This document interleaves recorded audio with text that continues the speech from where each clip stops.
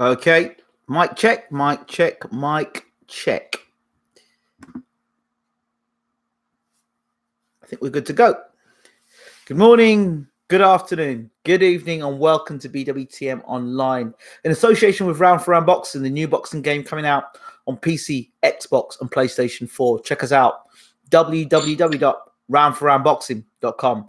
I have with us in a room once again, I have the pleasure and the honor of speaking to a master, a guru in boxing, a teacher, a trainer, a mentor, none other than, I'm going to start calling you the Honourable Uncle James Ali Bashir. Uncle, how are we doing? I'm doing fine, thank you. So I'm going to call you the Honourable Uncle James Ali Bashir. That's a great respect, thank you. Okay, so Uncle, lots of boxing going on this weekend. In particular, it's the Joshua weekend, the weekend where all the people who are boxing experts and so-called boxing experts crawl out of the rocks and start giving all sorts of opinions on boxing. I don't like these weekends. Personally, I don't like them. And I never like the Mayweather weekends or the Pacquiao weekends. It just becomes too much. But the fight itself, your thoughts? I think that Anthony Joshua is just his time right now. John Ruiz, whom I have great respect for because he's a very determined young man. Andy, not John. John's the silent man. Excuse me, I said John Ruiz. What am I thinking? John Ruiz been gone for the last 20 years. Poor guy. Andy Ruiz, a very determined young man with a lot of courage. He's going to come to fight, but I just don't see the tools that he has to deal with the style of Anthony Joshua. I think Joshua blows him out of there inside of 5 rounds. I just don't see what Andy Ruiz brings to the table to deal with in Anthony Joshua. I just don't see it. I think he gets him out of there inside of 5 rounds. Okay. I think David Hayes said it best. I read something that David Hayes said. Oh, no. David Hayes said that a prime Anthony Joshua is going to be too much for an Andy Ruiz, a guy who does not live the best life. You know, he said that he's not his physical interpretation is not that of a boxer who takes his career serious. You know? And I agree with David Hayes. I agree with him. I think that he's going to run into a brick wall in Anthony Joshua. You know, Joshua's a humble guy, and he's being humble about the fight. He's showing Andy Ruiz respect. But having said that, you know, he's going to blow him out of there. I think he gets him out of there in 5 rounds, and no more than 7 rounds. Well, can I counter that? Yeah. Okay. First of all, and Uncle, you are a fantastic mentor to me, and I have the utmost respect for you and your boxing knowledge. First thing, Anthony Joshua blows nobody away in fights that has any decent caliber. He hasn't. He didn't blow away Takam. He didn't blow away Povetkin. He didn't blow away Parker. So how he's going to blow away Andy Ruiz is who to me, I thought beat Parker first, and secondly, I think Josie Parker's more mobile than Joshua, and Josie Parker's more likely to stand and trade. Unlike Joshua, Joshua's scared of getting clipped because he's been knocked out so many times in sparring, whereas Josie Parker doesn't mind getting clipped on the chin. You know, and Joshua looks fabulous when he's on the front foot and he's going forward and he's throwing them big bombs. But when you put Joshua on the back foot, you start backing him up and you take the fight to him, he looks less impressive. And my thought process is, if Andy Ruiz can get inside of Joshua and force Joshua into fight early and back him up and close him down, we could have an interesting fight, particularly as it's Joshua's first fight in America. I mean, some people they get the first fight in America, and they razzle dazzle, and they're fantastic. And there are some people that freeze on the big occasion. We just don't know how Joshua will react. We know what he's done in the Olympics. That's great. We know what he's done as an amateur. That's great. But as a pro, the biggest stage of his career yet.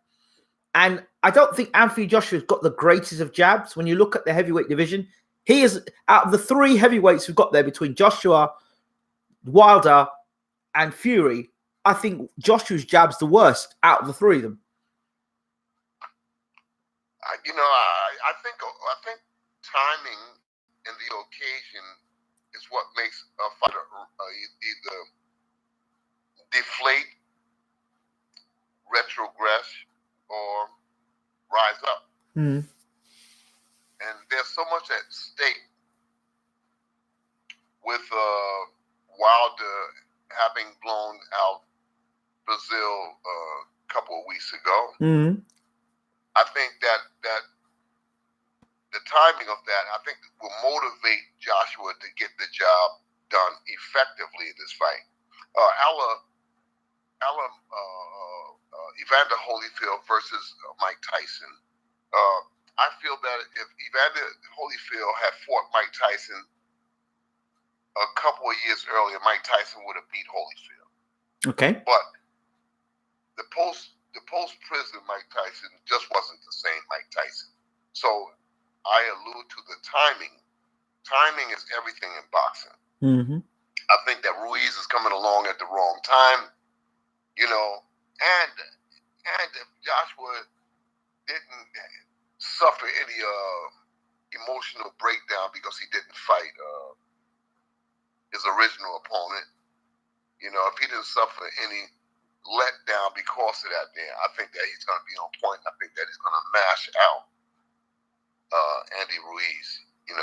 He has to make an impression. He has to stand in and make an impression on boxing fans, especially in America. But all right. Then there's another thing I didn't like. I didn't like the fact that he hired a psychoanalyst corporation, people psychologically to help him. It didn't help Kenny Norton, and it's not going to help him. No. If that's true, if he hired a Navy SEAL. A Navy Huh? SEAL. He hired a Navy SEAL because he a fear of getting knocked out.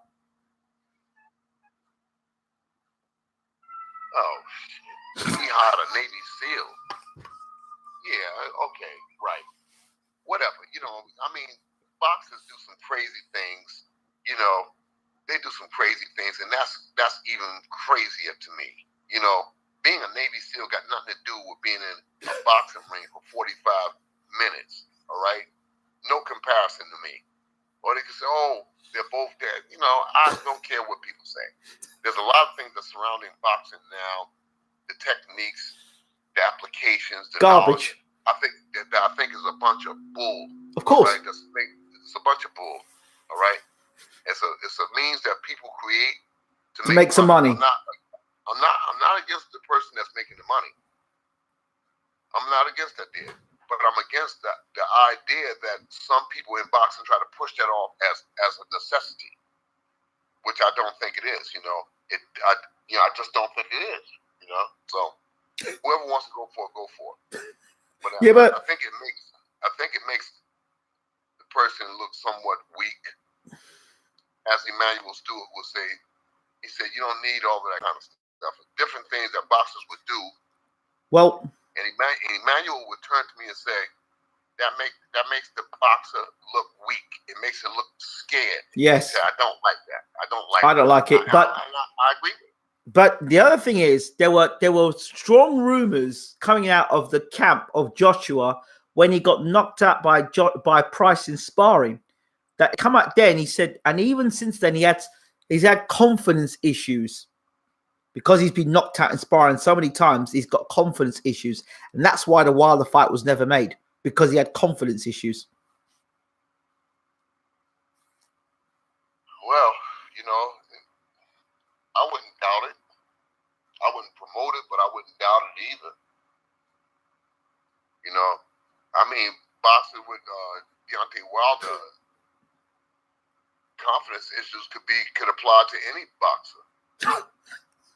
This guy got a bus in his right hand. I said it. Train car, a bus that people travel on each day, or a train or something in that right hand. So absolutely. So confidence is at a premium. Me personally, I don't see what the big hype about Wilder versus Joshua is, because Joshua don't move his head. And I don't see Joshua getting out of the way of Wilder's right hand. Wilder's going to pull that big guard down. When he goes behind the guard, he'll pull that guard down with the left hand and drive it through the right hand. That's what he does. He pulls you onto the shot with the left hand as a jab, pulls it round, and hits you with the right hand. So he pulls you onto the right hand. I don't even see them tricks, Uncle. Well, Deontay Wilder is a good puncher. There's no way around it. There's no two ways around it. He's a good puncher, and his boxing skills is starting to get better. They're not where I can really embrace it and appreciate it right now, but they are getting better. They are. His jab is getting better, so he's growing. He's had some time to work, but I'm not critical of the opponents that he faced. He faced some good guys. He didn't fight the premium. He didn't fight world beaters, but the guys he's fought are pretty sturdy guys. But he's fought Ortiz, and Ortiz was the bogeyman. I love it. He was the bogeyman, and everybody wanted to fight him. Now watch this. Yeah, and he knocked Ortiz out. Well, watch this. And he fought, and I thought that he took a big step forward when he fought Ortiz. Dumas. Yes. I thought he took a big step forward in that fight because it was some adversity that he had to deal with, contend with, and he stayed the course. So, it's easier for people outside the ring, of course, on a keyboard to criticize somebody. Of course. I think that he's fought some good opponents, and I don't think he's any worse than any other heavyweight in the history of the sport. Mm-hmm. They all fought the so-called scrubs. Of course they did. I don't look at boxers as scrubs at no level, because man, the people that have never been in that ring, Don't understand. Who's never laced up and got A glove and to contend with another person punching.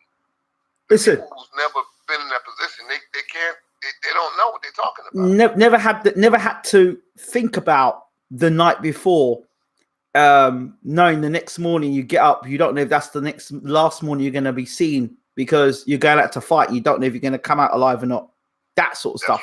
That's right. That stuff is for the people who have never been in that ring. They don't know what that feels like. I mean, as an amateur or as a pro, the people who's never been in that ring don't got an idea what 3 minutes is like. They don't. So I don't talk down to or about any boxer in a critical manner. No kind of way. I just don't believe in that. I respect each boxer that gets in that ring. And the people that Deontay Wilder fought, those people came to fight, Yeah. So let me ask you something else, Uncle. This fight with Ruiz, if Ruiz can get past the jab of Joshua and get on his chest, which I think he has to be mid-range to on Joshua's chest to be effective. He cannot win this fight off the back foot. And one thing I like about Ruiz's style is that he throws when you throw. And if Joshua is going to get caught in this fight, Joshua's most vulnerable when he attacks.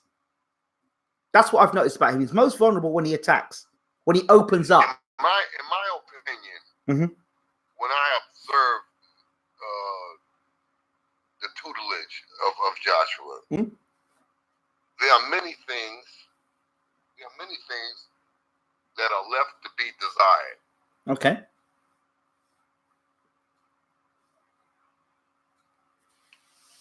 There are many things that are left to be desired. Technique, application,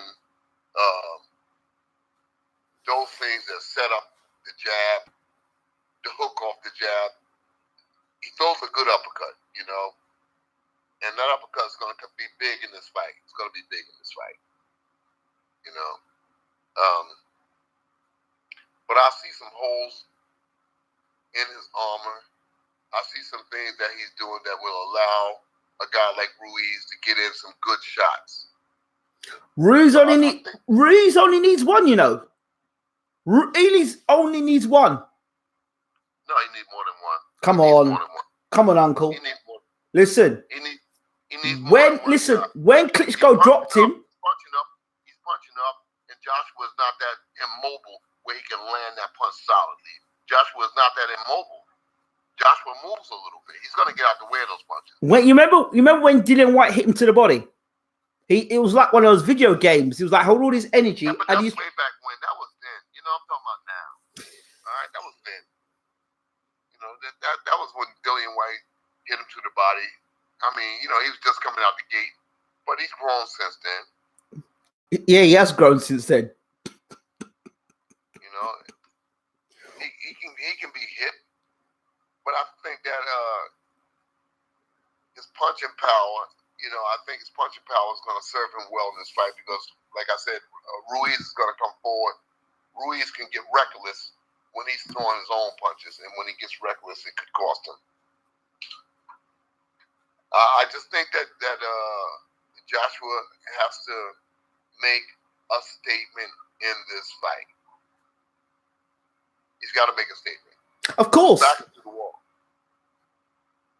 Because of the Furies and the Wilders, he's got to make a statement. He's on the hot pot. For me, Ruiz's best way to win this fight is the same way he'll get knocked out. The best way for you to win the fight is the same way he'll get knocked out. The same door he has to go in is the same door he's going to exit. Because he can only fight one way, which is straight lines, straightforward, like a bull in a china shop. And he'll go out the same way, coming forward, because he's got. Well, I'm going back to what David Hayes said. You know, that God, listen. He hasn't done his body right in preparation for a big fight like this. So what's David Hayes' thoughts on Tyson Fury then? Who he never fought twice. Huh? Why didn't David Hayes talk about the guy? Tyson Fury, he never fought twice. I don't know. I don't know until he does say something. I would ask him. I would ask David. Tyson Fury is a beautiful boxer. Mm-hmm. For a big guy. But I think much of the stuff that Tyson does, he does because he's allowed to do it. That the heavyweights around now today does not step on the gas enough to make him stop doing it. If you let a guy like Fury run around the ring and play hopscotch, he's going to do it. You know, all this herky-jerky stuff, he does that because he's allowed to do it, but because no heavyweight steps to him and punches to his chest and to his body and makes him stop doing it. They don't have those kind of heavyweights around and step in. They go out there and they play hopscotch with him.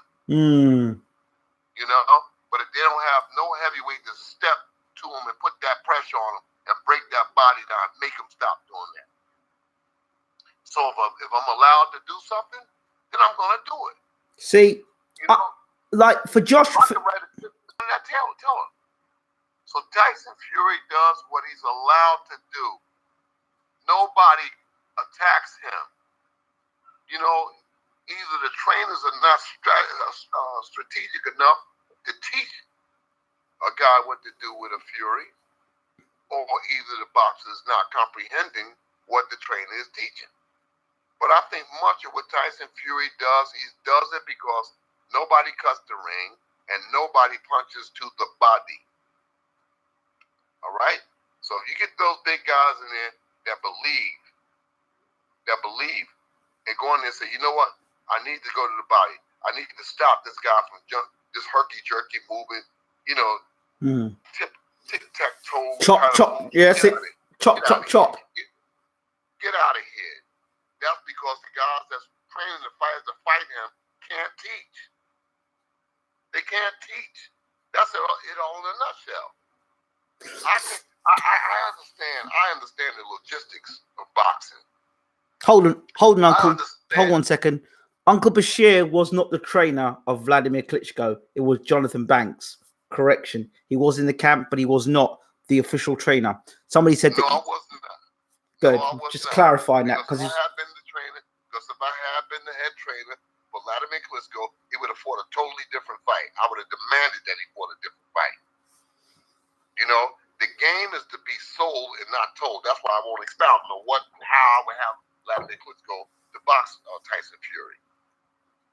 You know, but I will say this here, that Fury is a good boxer when you allow it.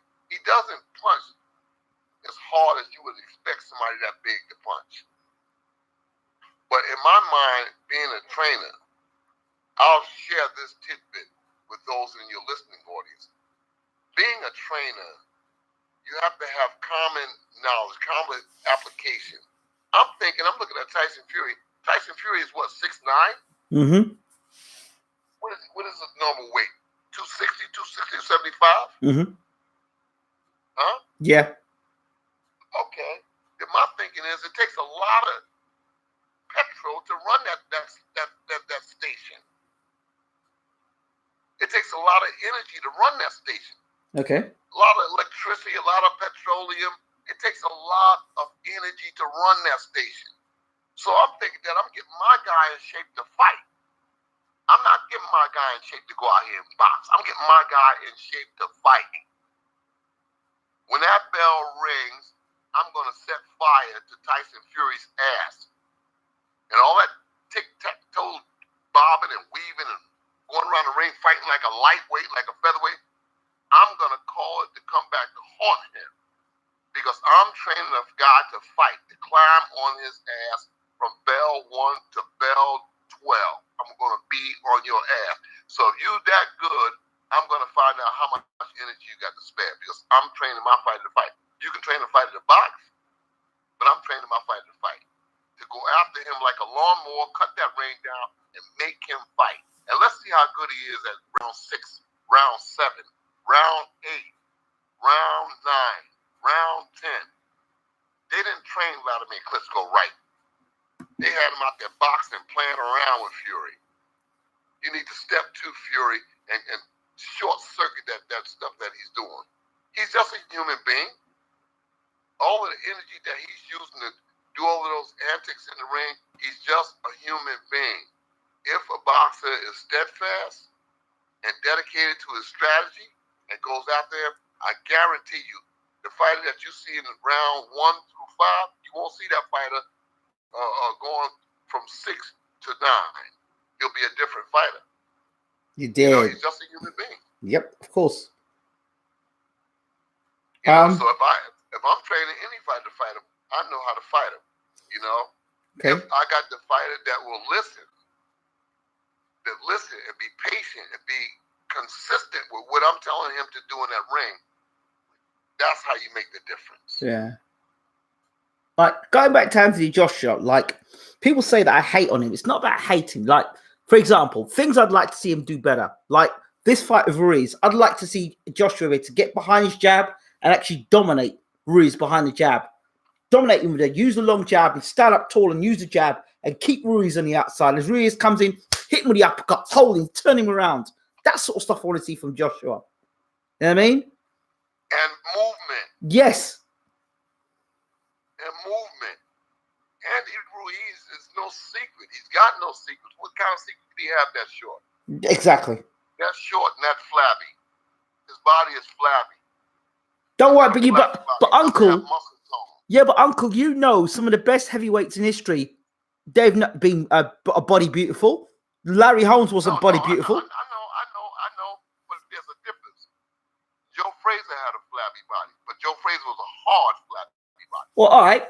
Tony Tubbs. Talk to me about Tony Tubbs. Yeah, Tubbs. But he had a hard flabby body. But let me tell you something.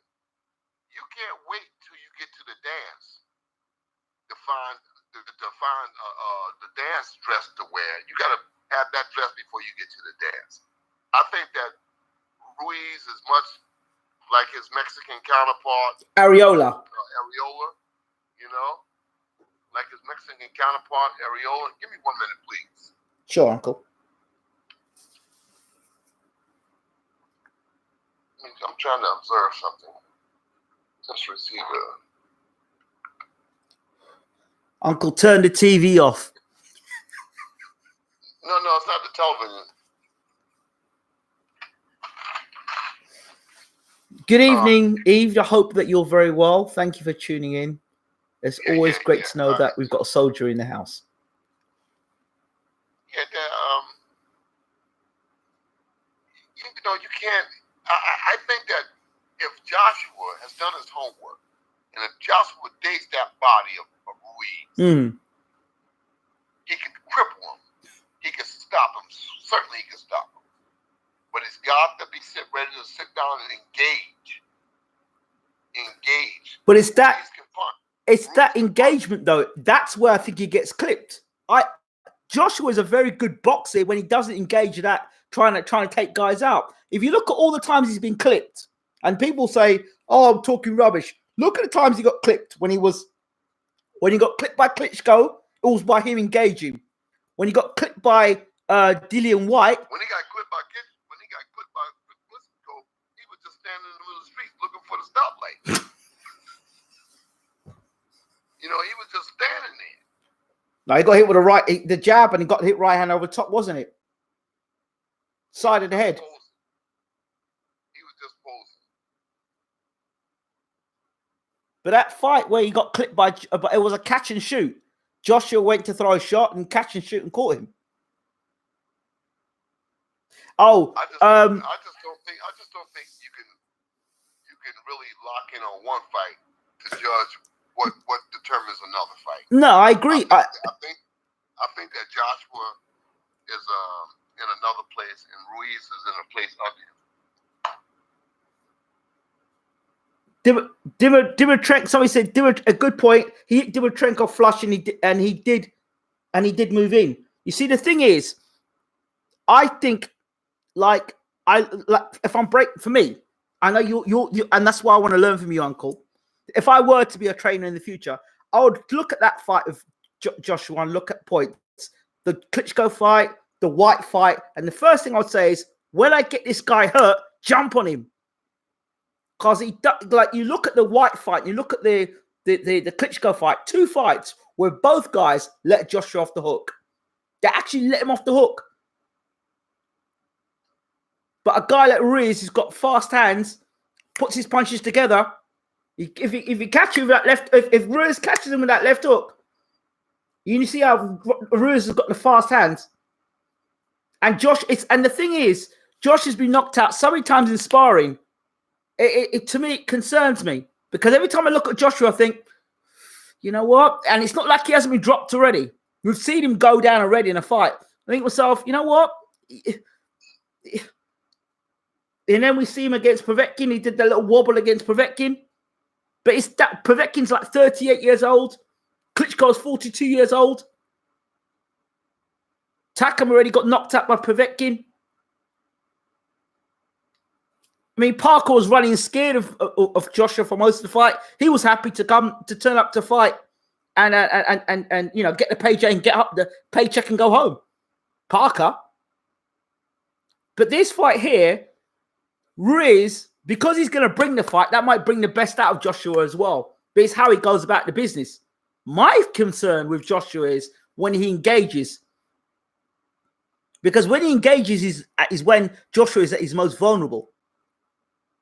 When he steps back. When anyone engages, that's when they're at their point of being most vulnerable. Well, some people, as you know, there are some who are masters at engage. You look at Mayweather. He's a master of engagement. When to engage. Yeah, but how many people are articulate like Mayweather? Not many. Not many. And even Mayweather has been put in danger because of his engagement. Yeah, but he knows how, when he does get in danger, he knows how to deal with it when he does engage. But you see the different type of engagement. There's Amir Khan type of engagement. Yeah.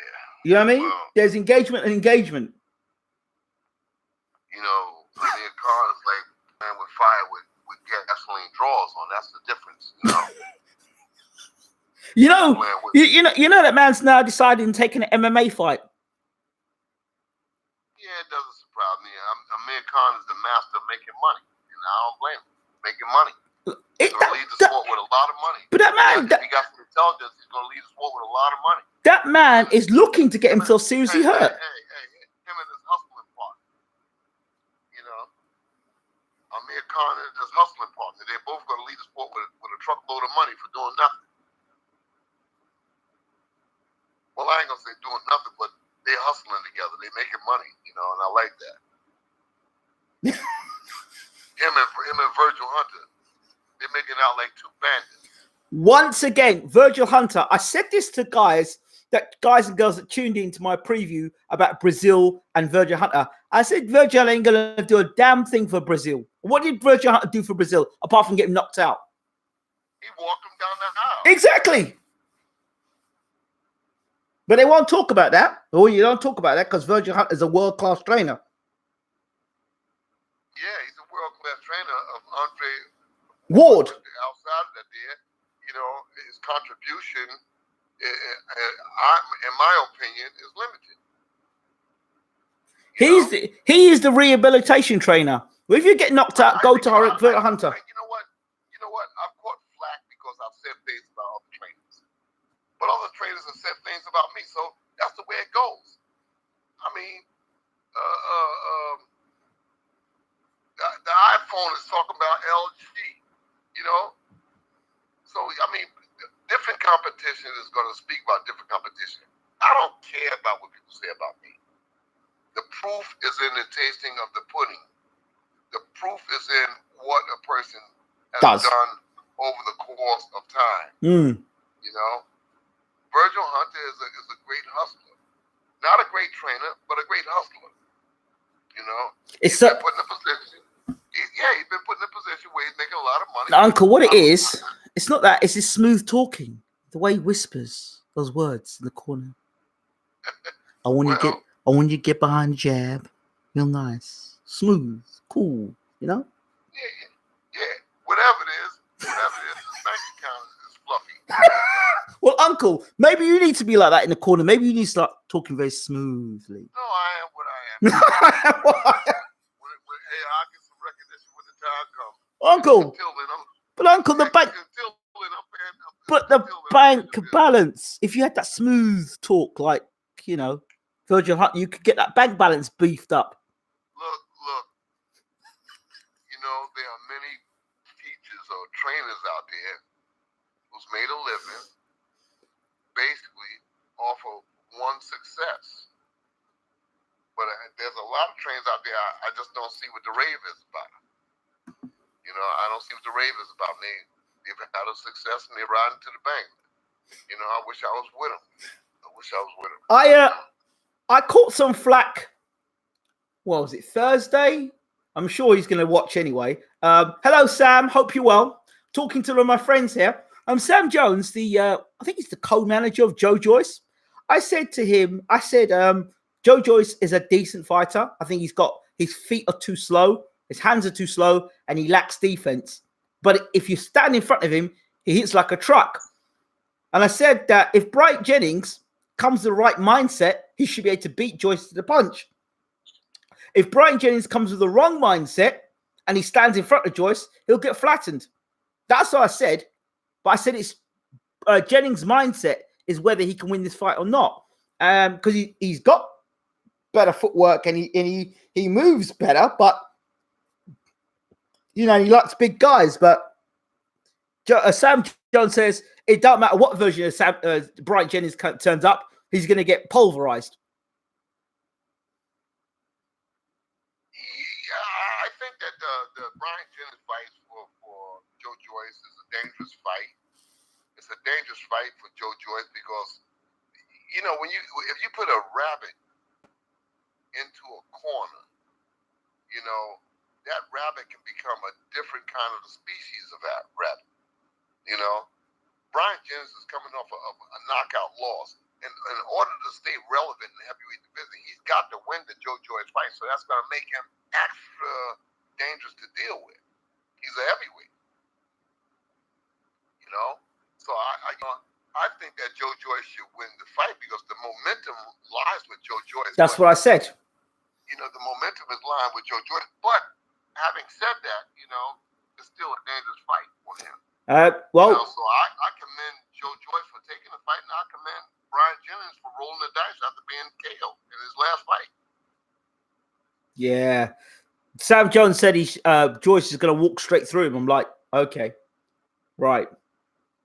If Jennings stands right in front of him. I expect Sam to say that. I mean, Sam is the manager. I mean, he's with Joe.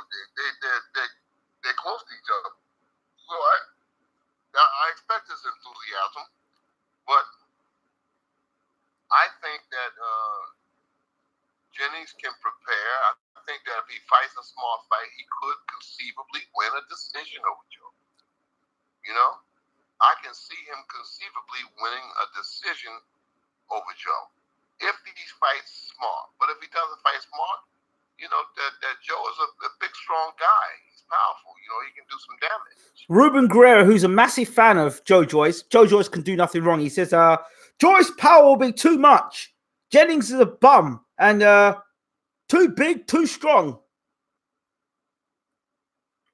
I don't know. I thought Vladimir Klitschko was quite big and strong. And I thought Dimitrenko was quite big and strong. And both of those guys didn't walk straight through Jennings. So, I don't know. Again, I thought that Vladimir Klitschko fought the wrong fight against Jennings. Mm-hmm. Joe Joyce has a mentality that will serve him well against Jennings. Joe Joyce has one of those I'm in charge mentality, and that's how you have to fight Jennings. That I'm in charge, and I don't care what you do, I'm going to find you and I'm going to knock your head off. And Joe Joyce has that kind of mentality. I thought that Vladimir Klitschko fought Jennings in a compromising type of fight. If you stay over there, I'll stay over here. Just too nice. Just too nice. I thought that he could have changed gears on Brian, changed gears on him from the opening bell, went out there and took care of business and ended that fight in 2, maybe 3 rounds. But again, it just depends on who the conductor is in the corner. It really depends on that. I'm critical of it. I'm critical of trainers who don't extract the best out of the box. I'm very critical. Yeah. You tell a guy, if you got a Mack truck, you say, look, you drive down the street like a Volkswagen, then hey, what are you going to get? You're not going to get very much out of that. But I know, what reins, if I'm holding the reins of a Mack truck or either a Volkswagen, Vladimir Klitschko is a Mack truck, so I'm going to drive him like a Mack truck. I think that if Brian Jennings had the mentality of Evander Holyfield or Joe Frazier the night that he fought Vladimir Klitschko, you'd have beat him. You'd have beat him. Yes. If he had the mentality of a Joe Frazier, of a Evander Holyfield the night that he fought Vladimir Klitschko, the style that Vladimir boxed him in would have allowed Joe Frazier or Evander Holyfield to possibly win the fight. There's a few people in this room that are saying Brian Jennings is a negative fighter, but they forget what boxing is. A lot of these people there think that boxing is Gatti versus Ward. Boxing is about hit and not get hit. And one of the things Brian Jennings is, or tries to be, is a defensively responsible fighter, which means that for these people who are listening, watching, it's not him being negative. It's about him hitting and not getting hit. And when he does try to throw punches, that he calculates enough that he doesn't get tagged in the process, so he can get in and get out and throw shots. So he's kind of like he's an intelligent type of fighter. And maybe he overthinks a bit too much about when he throws his punches, Jennings, instead of letting his hands go. So some of these people that say he's negative, I just think he's more defensively minded or defensively responsible about what he puts out and where he puts himself in positions as a boxer. Joe Joyce is like I say, he's a big, powerful puncher. But he's not a young George Foreman, though. He's not a young George Foreman, but he's a big, powerful puncher. And, Usyk displayed many of the tactics on how to deal with a Joe Joyce. How to take him up a dark alley and mug him and get out without getting a scratch on him. Yeah. Yeah. So every human being has a flaw where, if somebody sits down and studies him long enough, they'll find a way to beat him. think that Brian, again, I said that I give him a lot of credit for taking this fight, after being KO'd in his last fight. And when you get a guy like that that's willing to step right back up, it's a dangerous fight. People think Rivas is a mug. I said before the fight, Jennings should not fight Rivas. People think Rivas is a mug. Rivas is no mug. Rivas beat Pulev in the amateurs. People don't know about Rivas. Rivas is a good fighter. He was one of those fighters that people were raving about in the top 5 when they were talking about the next best heavyweights, the next era of heavyweights. Rivas was that in that pack. And a lot of the focus has been on Fury, Wilder, and Joshua. But Rivas was in that pack at the time. He never got his opportunity because I think he did something wrong with his eye or something. But Rivas was steadily going on, going about his business, and people not paying any mind to Rivas. Rivas can hit with both hands, 2 fists of attack, has a very good amateur background, and Dillian Whyte needs to watch himself as well because Rivas can punch and he can box. Yeah, I think Rivas is there. I didn't know him until I sat back and observed some of his work. I think that he's there, But I think that Dillian Whyte is just that guy that everybody keeps underestimating. He keeps showing up. Yep. He keeps showing up and he keeps rolling the dice, and he's not afraid, and he believes in himself. So, having said that, I think that Dillian Whyte is in the picture all the way. I think he's right there in the picture. He is, and I think that's going to be difficult to beat too. But if I were Dillian Whyte's manager, I would avoid the Wilder fight and go for the Joshua fight.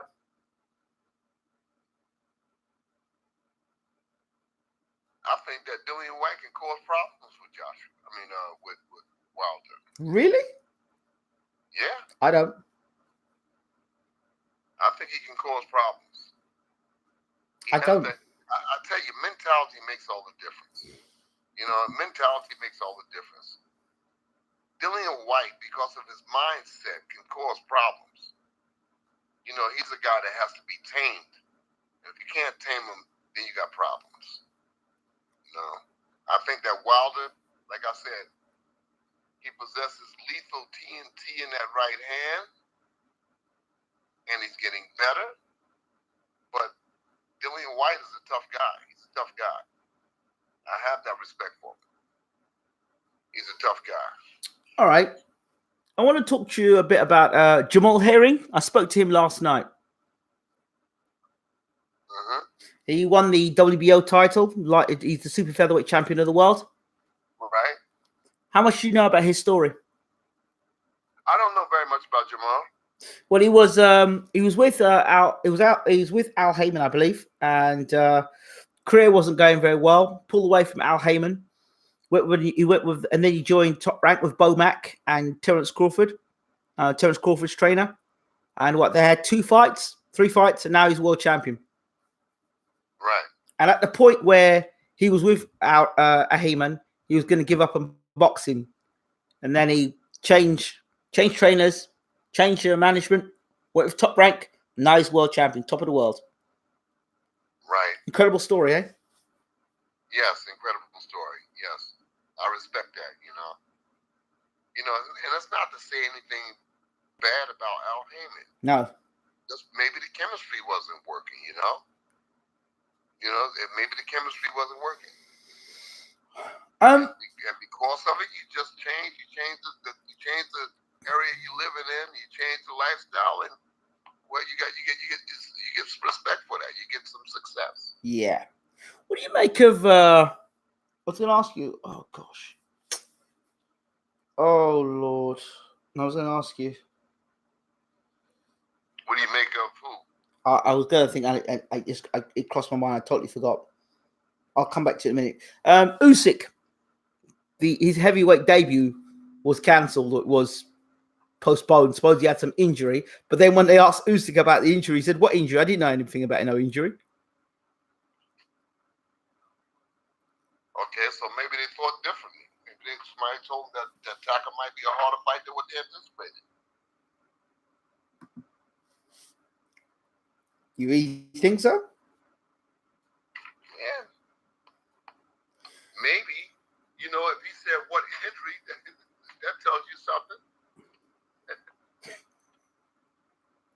So, He said, what injury? He said, what injury? Somebody said to him, "Oh, did you hear? We heard that you injured Usyk," and Usyk said, "Injured? Me? First time? No, I was never injured. I was good to. I'm good to fight now." That's what he said.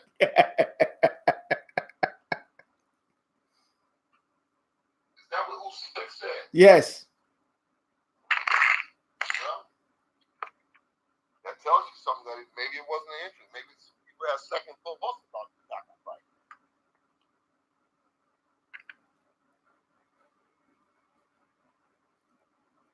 I was there in Las Vegas a few days ago, and I was observing Andrew Tabiti. Yes, he looks nice. In the sparring sessions. Okay. And he looks pretty good. He's in tough against the Cuban kid. You know? He's in pretty tough with him. I forget the Cuban kid's name. The one that fought in the last World Series. Oh, Doctius. Dorticus, yeah. Yeah. What do you make of Usyk Joshua in December or November?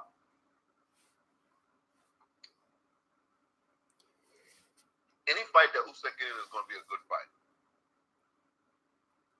Because Usyk is a live wire. And I can determine better after I see Joshua versus Ruiz. Yeah. Just about gauge how the Usyk fight is going to turn out against Joshua.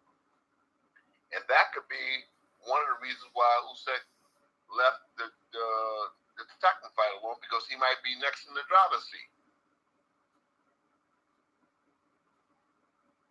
What about Usyk versus Dillian White? People keep asking.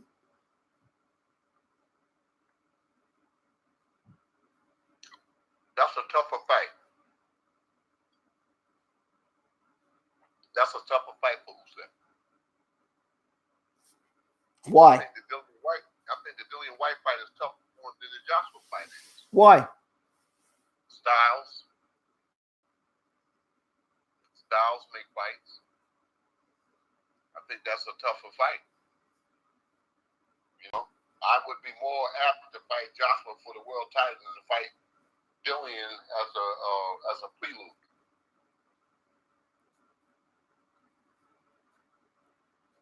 Okay.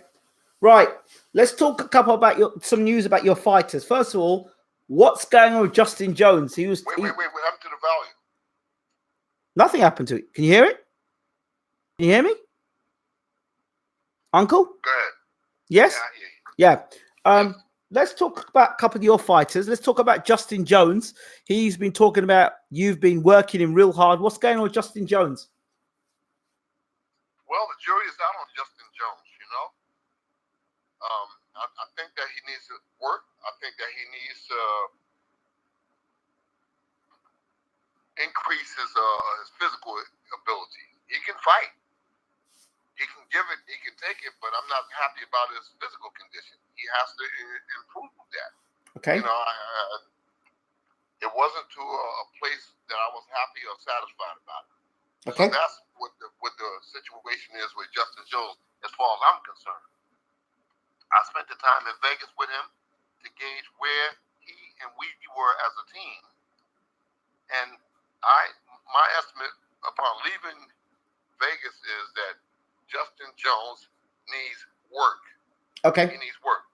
He needs to build up, because, you know, like Vince Lombardi, the great Vince Lombardi, the football coach for the Green Bay Packers, said many years ago, he said, fatigue makes cowards of us all. Okay. If you don't have the stamina, if you don't have the strength, which is very much connected to the stamina. Yes. If you don't have that, then you have nothing in a boxing ring. And that's where I'm at with Justin Jones. So we'll get back together in a couple of months after I finish my work overseas. I'll be back with Justin Jones. We'll go back to Las Vegas for more rigid training camp. In the meantime, he's back in Texas and he's going to work there. When he comes back to me, he knows what kind of shape that I want. He knows what I'm demanding. You know, I pushed him really hard in Vegas, and he was very susceptible. So I like that. You know, I like that about him. He didn't shy away from the work. He didn't get angry with me. He didn't get pissed off with me. He just took it on the chin and kept working. I had him in a lot of tough sparring sessions out there. He stood up. Some days he did good, and some days he got his ass whooped, you know, but he stood up, and I like that. He showed up every day. He didn't say, boo. He didn't say nothing about nothing. He just showed up every day and did the work. All right. Couple more. Vlad Tsarenko, when's his next fight and what's going on? Vlad Tsarenko will box in South Africa on the 29th of June. Okay. And then we'll reunite. You know, I've got the assistant trainer there in South Africa who will take him into that fight. And after that, then we'll meet up in Poland and prepare for our next fight in Germany. Ngannou, what's going on with him? Is he going to be part of the team or not? The jury is out on Ngannou, you know. Time will tell. You know, we're still like in negotiations. But I believe that, you know, everything will work out for the best between us and that I'll be the trainer. I think that I know that I have some things to offer him in a way of technique because he knows how to fight. Mm-hmm. Definitely, clearly. But he needs to polish up technique. And technique is everything. In boxing, technique is everything. If you don't have the proper technique, it can cost you inside the boxing ring.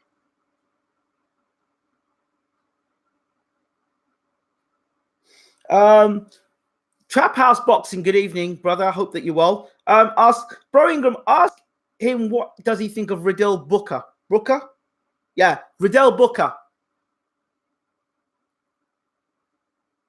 I think a lot of Riddell Booker, you know.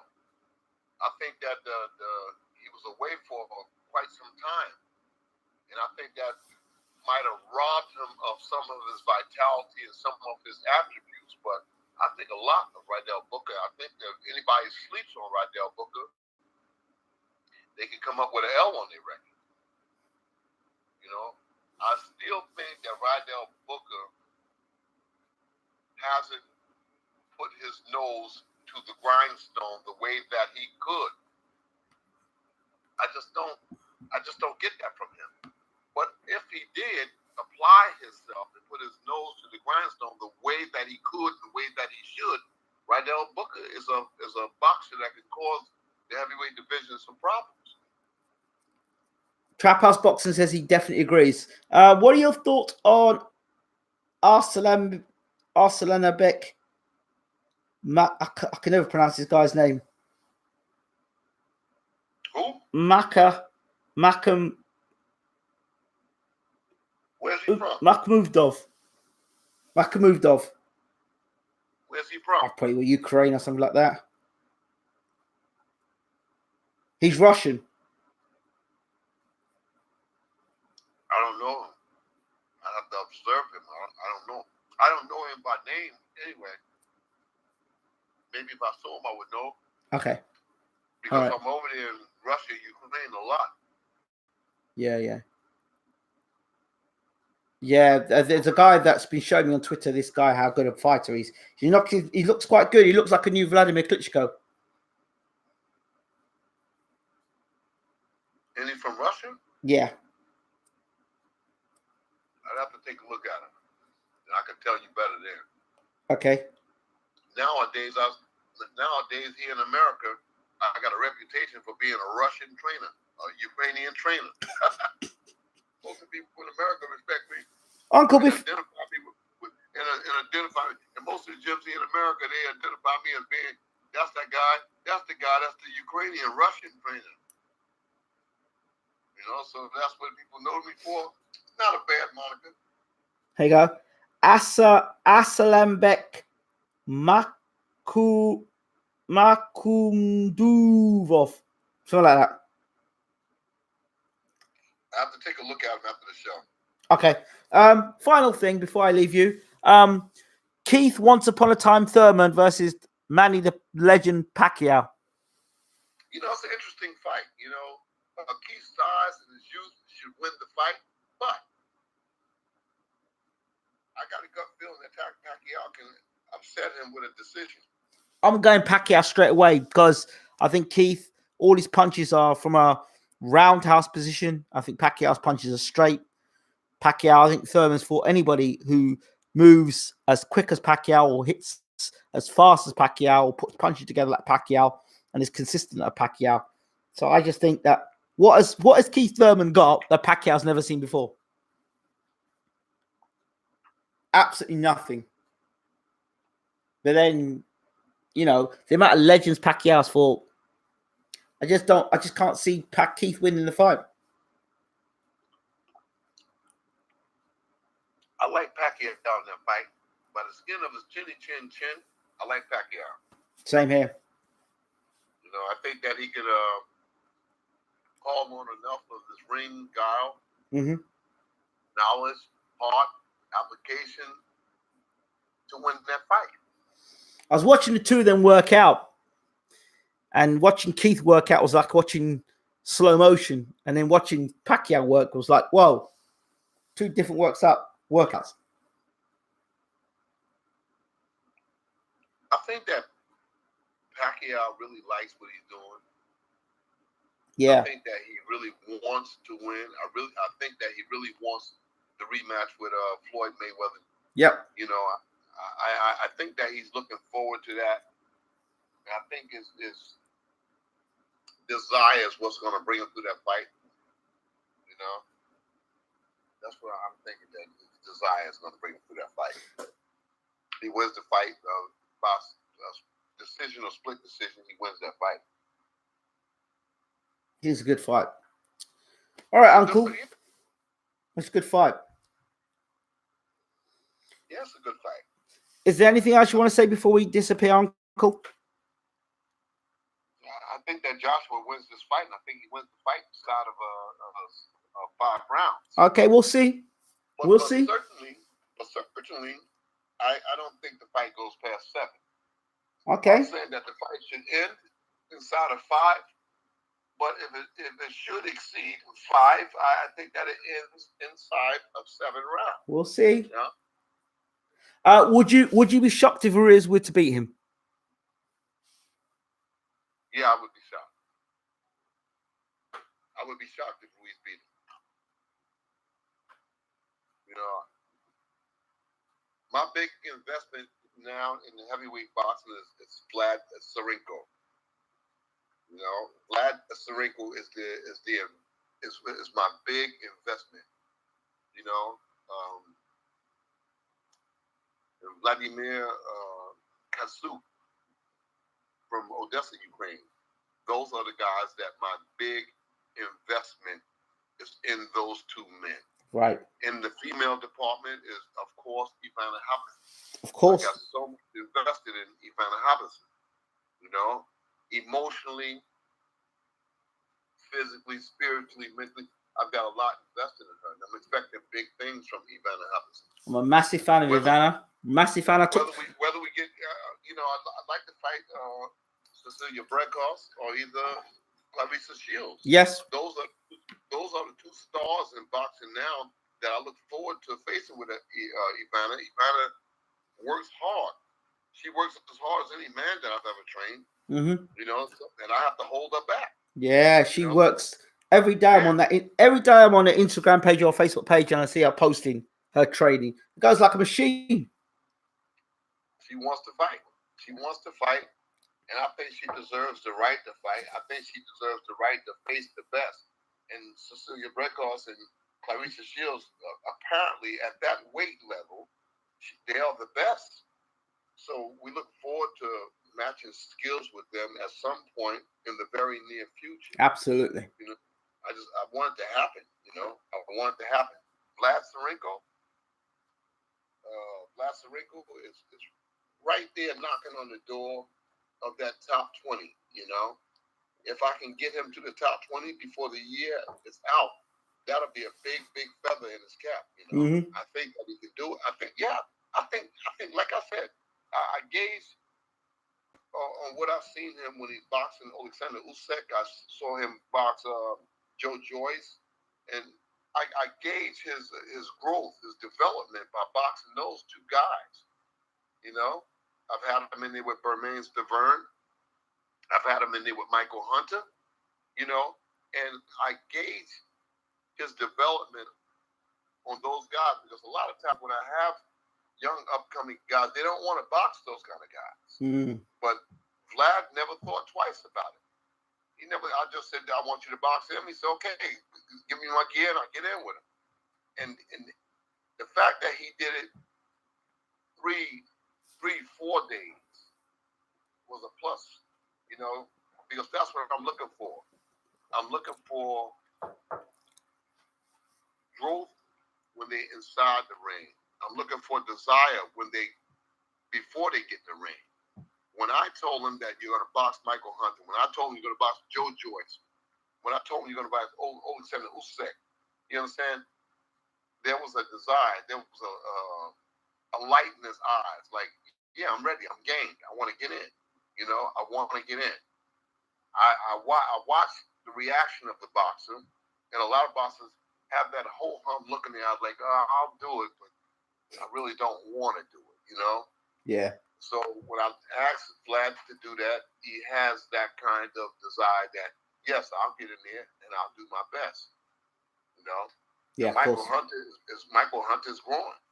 I want more sparring with Michael Hunter, you know, because I think that Vlad can learn. Michael Hunter is one of my bets. And Joe Joyce. I want to box with Joe Joyce too. Yep. You can't do nothing. When you're boxing those guys, you can't do nothing but get better or get knocked out. Of course. You know, I don't. It's tough sparring with those guys. Those guys are top fighters, and it's tough sparring with them. You have to be smart when you box with them. Otherwise, you could be looking up at the lights at any minute. Michael Hunt is my bet to become a heavyweight champion of the world. And whenever time he gets his opportunity, he'll be heavyweight champion of the world. Yeah, Michael Hunter is a beautiful boxer. Very complicated to box. Very, very complicated to box. And the person that underestimates him, well, they'll have an L and they'll be looking up at the lights because Michael Hunter is for real. Michael Hunter is in the driver's seat at this time. I know. And he's going to be very difficult to beat. Well, Ruben Guerrero, as always, disagrees with you and says Hunter is so overrated, did nothing special at cruiserweight, yet he's meant to set heavyweight ablaze. Ruben, you don't know, Michael. He doesn't know. He doesn't know. Ruben, man, I've been there. I watched Michael Hunter box Vladimir Klitschko. I watched him box some really good guys. Ruben says it's too early to tell whether he's a threat in the heavyweight division. You open your eyes, Ruben. Ruben. I'm telling you something, man. Listen to what I'm telling you. I've worked with Michael Hunter. I've been there with him. This guy is special. He's a very, very good boxer. Punching power remains to be seen over the course of time. But he's a very, very good boxer. And that's what the heavyweight today aren't. They're not very good boxers.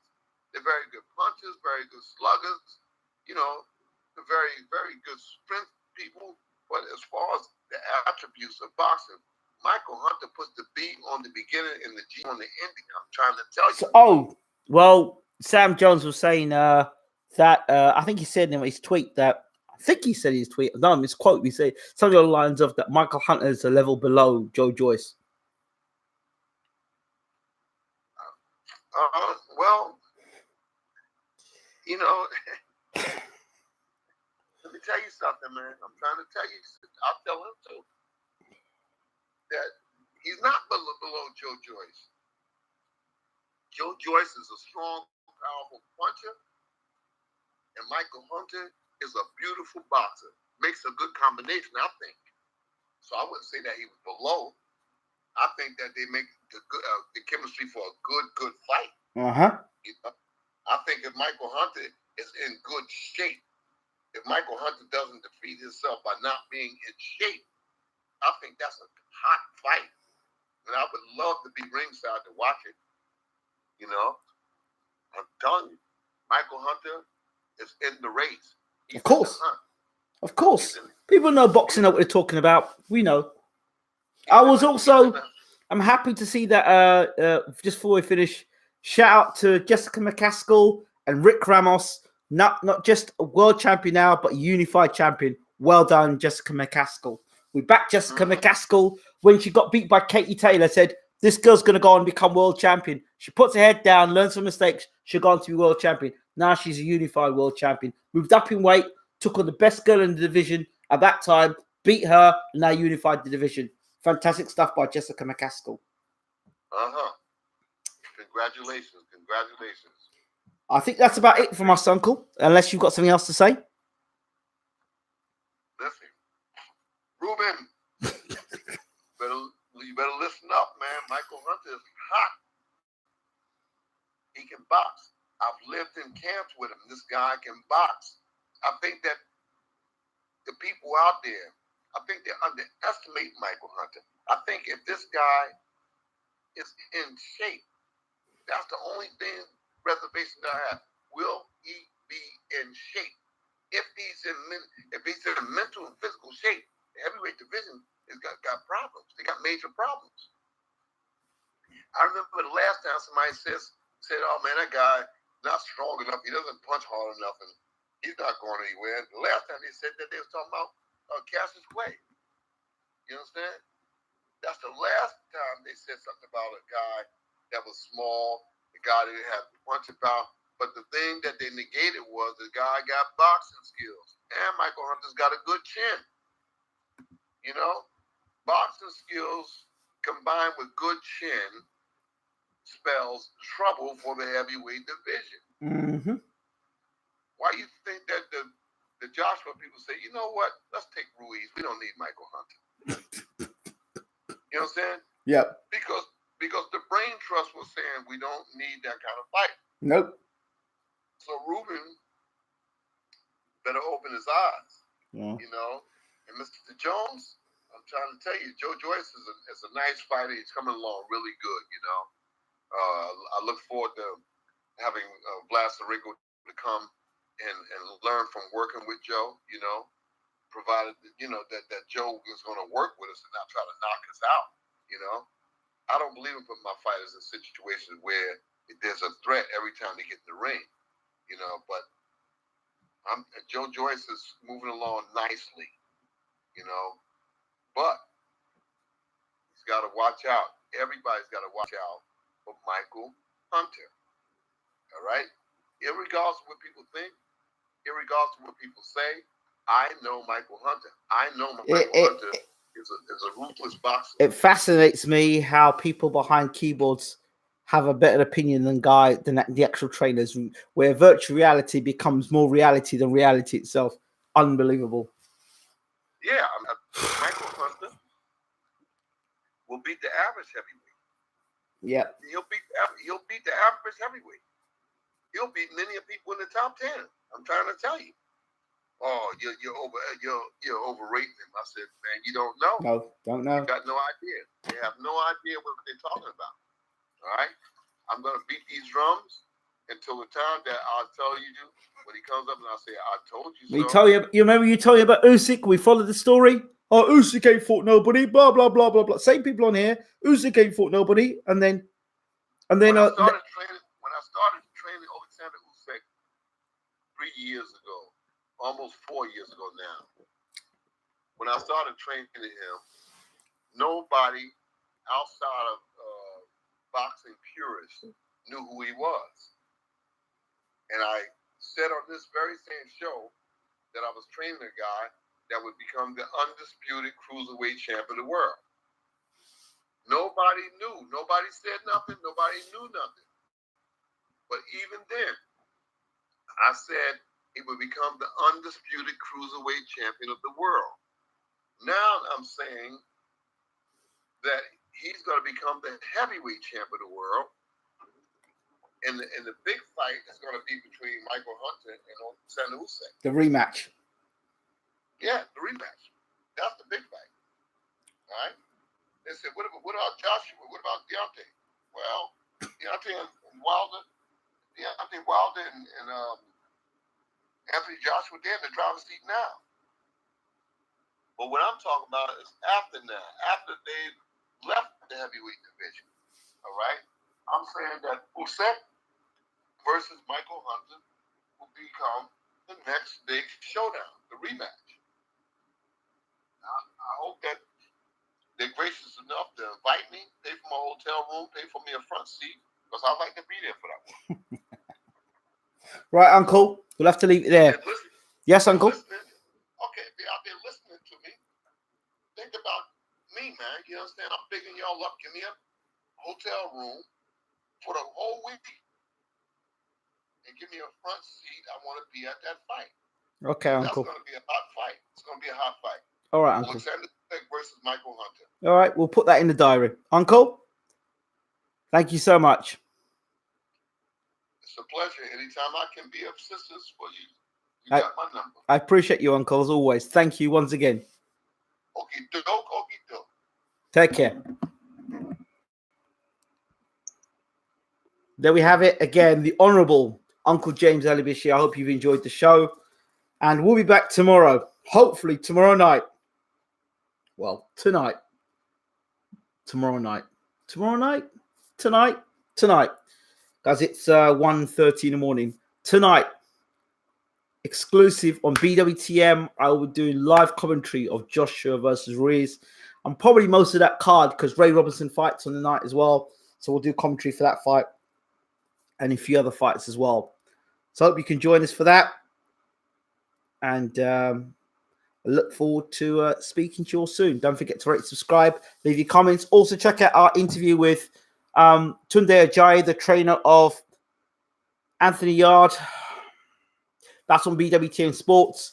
He talks about the possibility of Yard versus Kovalev potentially being cancelled because Kovalev has not done his VADA testing. And on top of that, they're prepared to fight the next best challenger, which would be Ramirez, the former WBO king. At super middleweight, Yard is quite happy to fight Ramirez at light heavyweight should the Kovalev fight don't go ahead. So there's news for you there. So I can't do FIFA tonight because I'm going to be up in 5 hours. But as of tomorrow and then Sunday, we're going to have a whole day FIFA Sunday. So Sunday's going to be my day. So we'll have all FIFA on Sunday. So I don't think that within the next 48 hours, we're going to hear more. But Kovalev has not done his VADA test. That's according to Tunde Ajayi. So you can think what you want. But the VADA test has not been done. And Tunde has already said that he will not allow Yard to face Kovalev if he's not done his VADA testing. It is terrible news, but you're hearing a breaking news there.